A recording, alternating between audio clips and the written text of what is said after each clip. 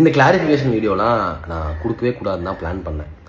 எதுக்கு நம்ம மேலே எந்த தப்புமே இல்லையே, நம்ம லீகலாக வந்து ஃபேஸ் பண்ணிக்கலான்னு சொல்லி தான் நான் வந்து பிளான் பண்ணேன். ஆனால் நேற்றுலேருந்து ஒரு 20-30 கால் என்னென்னா வந்து இந்த மாதிரி என்னென்னமோ மீடியா சேனல்லாம் கூப்பிட்டு இந்த மாதிரி வந்து ஒரு கிளாரிஃபிகேஷன் வீடியோ கொடுங்க, இல்லை எங்கள்கிட்ட பேசுங்க, உட்காந்து உங்கள் விஷயத்த எல்லாமே சொல்லுங்கள் எங்கள்கிட்ட, நாங்கள் வந்து எடுத்து நிறுத்துறோம். இது பிரச்சனையே நடக்கலை. இந்த இந்த இது பிரச்சனை வந்து அந்த பொண்ணு தப்பாக பேசிகிட்டு இருக்கா, அந்த பொண்ணு எந்த பாயிண்ட்டுமே கிடையாது, நாங்கள் லீகலாக எடுத்துக்கலாங்கிற மாதிரி ஒரு பிளானுக்கு போயிட்டுருக்கோம். நாங்கள் எதுக்குங்க வந்து உங்கள் சேனலில் கொடுக்கணும் நியூஸ் ஃபஸ்ட்டு? சரி, நான் வந்து இது வந்து ஒரு கிளாரிஃபிகேஷன் வீடியோ. ஸோ இந்த வீடியோவில் வந்து நான் ப்ராப்பராக என்ன நடந்துச்சு அப்படின்னு சொல்லலாம். சும்மா பிளாபர்லாம் பண்ணல, சும்மா டேபிளை தட்டி நான் பிளாபர்லாம் பண்ணி ஒரு வம்புக்கு கொடுக்குற ஒரு சீப் ஃபேம் கிடைக்கணும்னு சொல்லி ஒரு ட்ரை பண்ணுறதுலாம் நான் பண்ணலை. ஏன்னா ஒரு நாள் ஃபுல்லாக விட்டுட்டேன். அத்தனை பேர் அத்தனை நியூஸ் சேனல்லாம் வந்து ஒன் சைடு ஒரு ஸ்டோரியை கேட்டுட்டு பண மோசடின்னு சொல்லியிருக்கீங்க. இப்போ நான் சொல்கிற வீடியோவில் நீங்கள் சொல்லுங்கள் என்ன பண்ணணும், யார் பண மோசடி, யார் மோசடின்னு ஃபஸ்ட்டு சொல்லுங்கள். ஃபர்ஸ்ட் அக்யூசேஷன், அந்த பொண்ணு வந்து சொல்கிறா பணத்தை வந்து கொடுக்காம ஏமாத்திட்டீங்கன்னு. ப்ரொடக்ஷன் கம்பெனிக்கிட்ட நான் வந்து எல்லா டீட்டெயில்ஸும் பேசிட்டேன், எல்லாமே கேட்டுட்டேன். அந்த பொண்ணு நடித்த வரைக்கும் அப் டு டேட் எல்லாமே அவளுக்கு அனுப்பிச்ச காசு டீட்டெயில்ஸ் எல்லாமே வந்து ப்ரொடக்ஷன் கம்பெனிட்டே இருக்குது. அதாவது எல்லாமே செட்டில் பண்ணிட்டாங்க. இது வரைக்கும் அந்த பொண்ணு என்ன நடிச்சிருக்காலோ எல்லாத்துக்கும் செட்டில் பண்ணிட்டாங்க. அண்ட் ஒன் மோர் திங், அந்த பொண்ணுக்கு 25,000 ரூபா அட்வான்ஸ் அமௌண்ட் கேட்டால் எனக்கு ரொம்ப கஷ்டமாக இருக்குது, எனக்கு வந்து கொஞ்சம் காசு பிரச்சனையாக இருக்குன்னு சொல்லி 25,000 ரூபா அட்வான்ஸாக கொடுங்கன்னு சொல்லி ஒரு ப்ரொடக்ஷன் கம்பெனி கேட்டிருக்காங்க. எந்த ப்ரொடக்ஷன் கம்பெனி வந்து அட்வான்ஸ் தரமாட்டாங்க. பட் பரவாயில்ல, ஓகே, நடிக்கிற அந்த பொண்ணு நம்ம கொடுக்கலான்னு சொல்லி ஒரு மனிதாபனத்தில் கொடுத்துருக்காங்க ப்ரொடக்ஷன் கம்பெனி. இன்னும் அந்த பொண்ணு வந்து ஒரு 10,000 பேலன்ஸ் தர வேண்டியது ப்ரொடக்ஷன் கம்பெனிக்கு. இது உண்மை இல்லைன்னு சொல்லுங்கள். அனுராகா அந்த பொண்ணை வந்து உண்மை இல்லைன்னு சொல்லுங்கள். அண்ட் இன்னொரு விஷயம், அக்ரிமெண்ட் சைன் பண்ணி லாக் பண்ணி வச்சுட்டாங்க. நான் 7 மாதம் ப்ராஜெக்ட் இல்லாமல் இருந்தேன் அப்படின்னாங்க. இந்த ஷூட்டிங்கில் 2 மாதமாக நடித்து முடிச்சக்கப்புறம் வீடியோலாம் அந்த அந்த அந்த பொண்ணோட போர்ஷன்ஸ் எல்லாமே நடிச்சிட்டாங்க. நடித்து முடிச்சக்கப்புறம் 2 months கழிச்சு தான் அந்த அக்ரிமெண்ட்டை சைன் பண்ணேன். ஏன் அப்போ உங்களுக்கு தெரியல நீங்கள் சைட் ரோல் தான் பண்ண போகிறீங்க, நீங்கள் மெயின் கதையில் இல்லை, நீங்கள் வந்து ஒரு ஒன் ஆஃப் த ஒரு பிளேயில் தான் பண்ண போகிறீங்க, உங்களுக்கு தெரியாதா? அப்போ எப்படி நீங்கள் 2 மாதம் நடித்து முடிச்சுட்டு அந்த அக்ரிமெண்ட் சைன் பண்ணீங்க? அப்புறம் அந்த அக்ரிமெண்ட்டை நீங்கள் வந்து வாசித்து நீங்கள் அதை வந்து மாடிஃபிகேஷன் பண்ணிக்கலாம், இல்லை அக்ரிமெண்ட் சைன் பண்ண மாட்டேன்னு சொல்லி அப்படியே கிளம்பிக்கலாமே.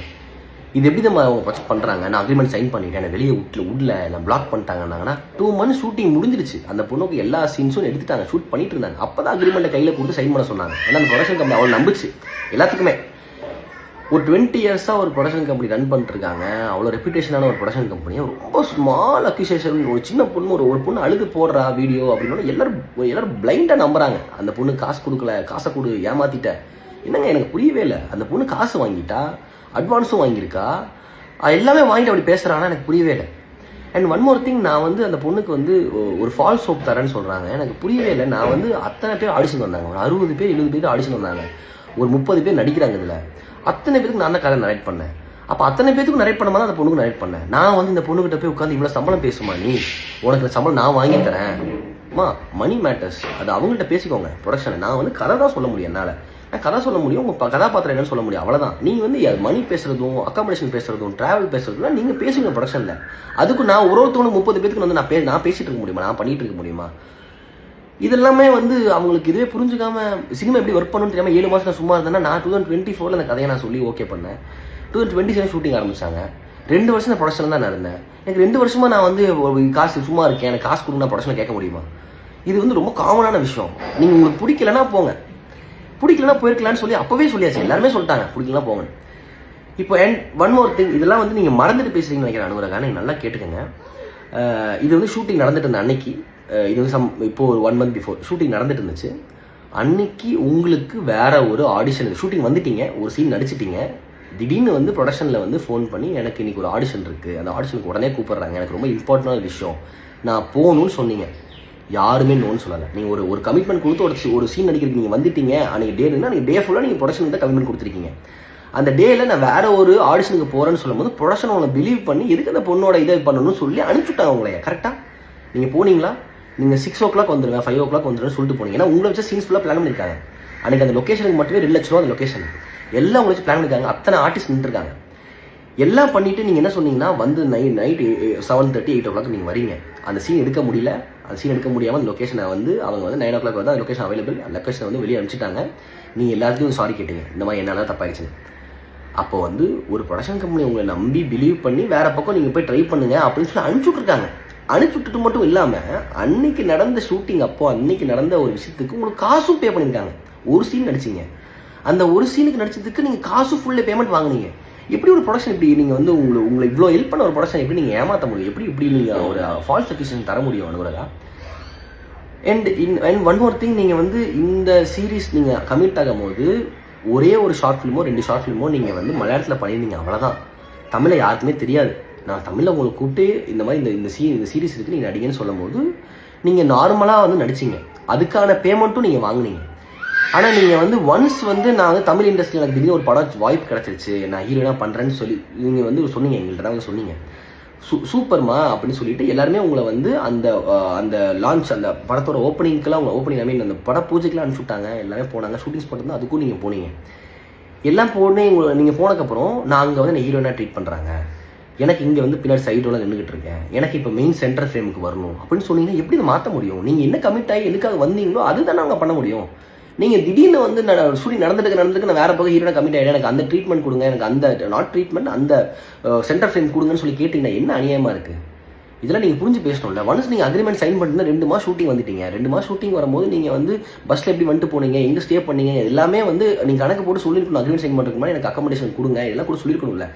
நீங்கள் சான்ஸ் கிடச்சா போதும்னு சொல்லிட்டு நீங்கள் ஒரு அக்ரிமெண்ட் சைன் பண்ணிட்டு எல்லாம் பண்ணிட்டு கடைசியில் வந்து இப்போ அக்யூசேஷன் கொடுக்குறீங்கன்னா எப்படி? இதெல்லாம் வந்து ரொம்ப தப்பாக இருக்குது. இதெல்லாம் வந்து நியூஸ் சேனல்லாம் வந்து பண மோசடின்னு போட்டிங்கன்னா பணத்துக்கு இதுக்கு என்ன சம்மந்தம் இருக்குங்க? இது என்ன மோசடி? நம்ம வச்சு ஏமாற்றிட்டாங்கன்னு அத்தனை இதுவுமே புரிஞ்சுக்காம அப்படி போட்டுறீங்க.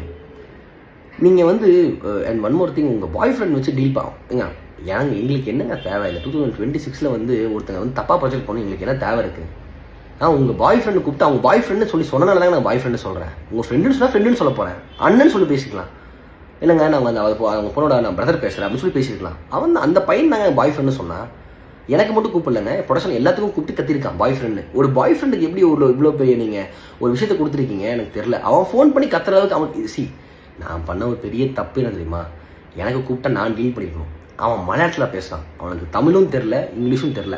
ஏன்னா நீங்கள் உங்களுக்கு 3 லாங்குவேஜ் தெரியும்னு சொன்னீங்க, இந்த மாதிரி 4 லாங்குவேஜ் நீங்களாவது பேசியிருக்கலாம் எங்கள்கிட்ட ஃபோன் பண்ணி இந்த மாதிரி நான் ஹாஸ்பிட்டலைஸாக இருக்கேன், எனக்கு இது இருக்கேன்னு. அவன் மலையாளத்தில் பேசுகிறான், எனக்கு என்னென்னு புரிஞ்சிக்க முடியல. ஆனால் அவன் பேசுகிற ரொம்ப ஸ்லாங், ரொம்ப ப்ராப்பர் மலையாளம் பேசுகிறான், எனக்கு புரியல. பாவம், நான் வந்து எனக்கு மலையாளம் புரியல, அவன் என்னமோ சொல்கிறான், நீ கொஞ்சம் கேளுன்னு நட்சத்திரான்னு சொல்லி என் ஃபைவ்ட்டை கொடுத்தேன். அவ்வளோ பொறுமையாக எடுத்து புரிய வச்சான். இந்த மாதிரி இல்லை பிரதர், இந்த மாதிரி இப்படி ஆயிடுச்சு, இந்த மாதிரி வந்து நீங்கள் கிடையாது, இப்படி கிடையாது, நீங்கள் ப்ரொடக்ஷன் ஹவுஸை கேட்கணும், உங்களுக்கு பேமெண்ட் ஆல்ரெடி கொடுத்துருப்பாங்கல்ல, நீங்கள் ப்ரொடக்ஷன் ஹவுஸில் கேளுங்க, எதுக்கு நம்மளுக்கு கூப்பிடுறீங்க டைமுக்குன்னா. அவன் வந்து ஃபர்ஸ்ட் ஆஃப் ஆல் வந்து ஒரு பொண்ணு ஹாஸ்பிட்டலைஸ் ஆயிருக்கா, இப்படி ஒரு விஷயம் நீங்கள் ட்ரீட் பண்ணுறீங்களா சொல்லவே இல்லைங்க. அவன் என்ன சொன்னான்னா, அந்த பொண்ணு வந்து நாங்கள் ஹாஸ்பிட்டலில் இருந்தோம், வீட்டுக்கு கூப்பிட்டு வந்துட்டோம், அப்புறம் நாங்கள் வந்து இப்போ வந்து அவங்க வந்து வீடை காலி பண்ணிட்டாங்க, அவளுக்கு ஃபிக்ஸ் வந்துருச்சு, என்னென்னமோ சொல்கிறாங்க. எனக்கு அது ஒன்றுமே புரியல. இப்போது ஒரு மனிதாபனம் இருக்கும்ல, ஒருத்தங்க ஃபோன் பண்ணி ஃபஸ்ட் என்ன ஹாஸ்பிட்டல் அட்மிட் பண்ணிட்டாங்க, எனக்கு என்ன பண்ணுறதுன்னா அதுக்கு ரெஸ்பாண்ட் பண்ணுவோம். அவன் அதை கேட்கவே இல்லை, அந்த பையன் அதை கேட்கவே இல்லை. அந்த பையன் காசு கொடுக்கணும், நடிச்சதுக்கு காசு கொடுங்க, நடிச்சதுல காசு கொடுத்தாச்சியா, அதுக்கப்புறம் என்ன காசு கேட்குறேன், எல்லா ப்ரூஃப் நம்மள்ட்ட இருக்கு, அவர் என்ன காசு கேட்குறீங்க? அண்ட் எனக்கு ஒன் மோர் திங், எனக்கு ரொம்ப ஒரு உறுத்திட்டு விஷயம் என்னன்னா வந்து, நான் ரைட்டிங்குக்கு நான் ப்ரொடக்ஷனில் கை நீட்டி காசு வாங்குறேன்னா என்னை எப்படிங்க ஃபோர்ஸ் பண்ண முடியும்? நீ இந்த கதையில் வந்து எனக்கு 15 days வர மாதிரி எழுதி கொடு, எனக்கு என்னை எப்படி ஃபோர்ஸ் பண்ண? அனுராதா வந்து நான் சொல்லிட்டேன், உங்களுக்கு சைடு ரோல் தான் இந்த, நீங்கள் வந்து அனுராதா வந்து லீடு ஹீரோயினுக்காக ஆடிஷனுக்கு வந்தாங்க. அப்புறம் வந்து இதில் வந்து அவங்களுக்கு இது கிடைக்கல அப்படின்னு சொல்லி அவங்களுக்கு நிறைய வீடியோ ஆடிஷனாக எடுத்தாங்க, நிறைய பேர் எடுத்தாங்க. அவங்களுக்கு கிடைக்கலங்கும் போது இந்த ரோல் இருக்குது பண்ணலான்னு போது அந்த ரோலை அக்செப்ட் பண்ணி தான் வந்தாங்க. 2 months நடிச்சாங்க, அதுக்கப்புறம் அக்ரிமெண்ட் சைன் பண்ணாங்க. எல்லாமே தெரிஞ்சு பண்ணிட்டு எதுவுமே தெரியாத மாதிரி இந்த பொண்ணு வந்து ஒரு ட்ராமா பண்ணுறது வந்து ஏற்றுக்கவே முடியலங்க, யாருனாலும் ஏற்றுக்க முடியல. எங்கள் வீட்டிலலாம் நான் வந்து உங்களுக்கே தெரியும், நான் வந்து ஒரு சின்ன வயசுலேருந்து 2017 ஒரு எம்எஸ்ஆன் யூடியூப் சேனல் வச்சு அவ்வளோ கஷ்டப்பட்டு ₹1 கூட இல்லை என்கிட்ட. நான் வந்து ₹1 கூட இல்லாமல் ஒரு விஷயமா பில்ட் பண்ணி இவ்வளோ தூரம் வந்திருக்கேன், இவ்வளோ தூரம் கொண்டு வந்திருக்கேன். அது எப்படி ஒரு செகண்டில் வந்து நான் காசை ஏமாற்றி நான் வந்து இது பண்ணிட்டேன்னு சொல்ல முடியும் உங்களால்? எனக்குலாம் ரொம்ப கஷ்டமாக போயிடுச்சுங்க. நான் எப்படி காசை ஏமாத்தினேன், யாரை ஏமாத்தேனா? இதெல்லாம் நீங்கள் நியூஸ் சேனல் போட மாட்டீங்களா? இப்போ நான் ஒரு பொண்ணாக இருக்கணும், நான் வந்து அழுகணும், நான் அழுதுனா நீங்கள் நியூஸ் சேனல்லாம் போடுவீங்க கரெக்டாக. அது வந்து அதுவும் இல்லாமல் அந்த பொண்ணு வந்து எல்லா நியூஸ் சேனலுக்கும் அழுதுருக்கா போல இருக்குது. மலையாளத்தில் போடுறாங்க, தெலுங்குல போடுறாங்க, கன்னடத்தில் போடுறாங்க. உங்களுக்கு அவ்வளோ பிரச்சனையாக இருந்துச்சுன்னா நீ போலீஸ் கம்ப்ளைண்ட் கொடுத்துருக்கலாம்ல. போலீஸ் கம்ப்ளைண்ட் கொடுத்துருந்தா அது வந்து ஒரு கம்ப்ளைண்டே இல்லைன்னு எடுத்துக்க மாட்டாங்க. இப்போ நான் தான் டிஃபர்மேஷன் கேஸ் கொடுக்க போகிறேன். இப்போ நான் அட்வொகேட்டை பேசுக்கப்புறம் வந்து அவங்க டிஃபர்மேஷன் கேஸ் கொடுக்கலாம், இப்படி சம்மந்தமே ஒரு விஷயத்துக்கு கொடுக்க முடியும்னு சொன்னாங்க. நீங்கள் ஜியோ ஹாட்ஸ்டார் தப்பாக பேசியிருக்கீங்க, குளோபல் இமேஜஸ் தப்பாக பேசியிருக்கீங்க, எல்லாத்தையும் வாங்கிட்டு எல்லாத்தையுமே இது பண்ணிட்டு நான் ஃபால்ஸ் ஹோப் தந்தேன்னு சொல்றீங்க. எப்படிங்க ஹோப்? இது ஒருத்தங்க நீங்க நடிக்க வரீங்கன்னா உங்களுக்கு நான் இந்த கதை சொல்ல முடியும். நீங்க ஆடியன்ஸ் பார்த்துருப்பீங்கன்னு நினைக்கிறேன் சீரிஸ். அந்த சீரிஸ்ல பார்த்துருக்கீங்கன்னா அந்த சீரிஸ்ல வந்து உங்களுக்கு ஈஸியா போட்டிருக்கீங்க. அந்த சீரிஸ்ல வந்து அந்த ட்ரையாங்கல் லவ்னு நான் சொன்ன அந்த பொண்ணுகிட்ட அந்த மாதிரி ட்ரையாங்கல் லவ் தான் ஆரம்பிச்சிருக்கு.